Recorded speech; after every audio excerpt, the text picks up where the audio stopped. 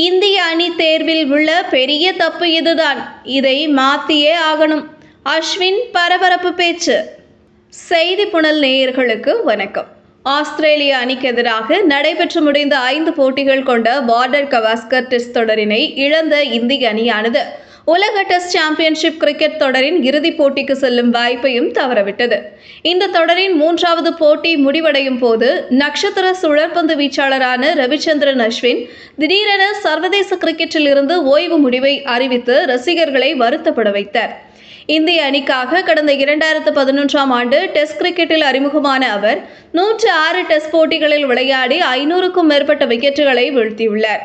இப்படி அவர் சர்வதேச கிரிக்கெட்டில் இருந்து ஓய்வு பெற்றாலும் IPL கிரிக்கெட்டில் சென்னை CSK அணியில் தோனியுடன் இணைந்து விளையாட இருப்பது ரசிகர்களுக்கு ஓரளவு நிம்மதி வழங்கியுள்ளது. இந்த நிலையில் தனது ஓய்வுக்கு பிறகு கிரிக்கெட்டில் நடைபெற்று வரும் பல்வேறு முக்கிய விடயங்கள் குறித்து வெளிப்படையாக பேசி வரும் அவர் தற்போது இந்திய அணி தேர்வில் நடக்கும் பாகுபாடு குறித்தும் வெளிப்படையான சில கருத்துக்களை பகிர்ந்துள்ளார்.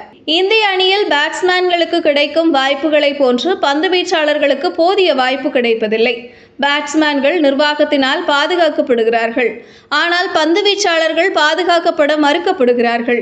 ஏனெனில் ஒரு பேட்ஸ்மேன் எத்தனை முறை ஆட்டமிழந்தாலும் அவர்களுக்கு வாய்ப்பு கிடைக்கிறது. ஆனால் பந்து வீச்சாளர்களை பொறுத்தவரை ஒரு தொடர் அவர்களுக்கு மோசமாக அமைந்தால் கூட உடனடியாக அவர்கள் வெளியேற்றப்படுகிறார்கள். ஆஸ்திரேலிய அணிக்கு எதிரான தொடரில் ஆகாஷ் தீப்பின் பந்துவீச்சு பெரிய தாக்கத்தை ஏற்படுத்த முடியவில்லை. எனவே என்னை பொறுத்தவரை அவர் மீண்டும் டெஸ்டுக்கு திரும்புவது கடினம்தான். ஆஸ்திரேலிய அணி ஜாம்பவான் அணியாக இருப்பதற்கு காரணம் அந்த அணி பந்து வீச்சாளர்களை அதிகம் பாதுகாக்கிறது. அதனாலேயே அவர்களால் தொடர்ந்து ஆதிக்கம் செலுத்தி விளையாட முடிகிறது. அதேபோன்று நிச்சயம் இந்திய அணி நிர்வாகம் இந்த ஒரு மாற்றத்தை செய்தாக வேண்டும்.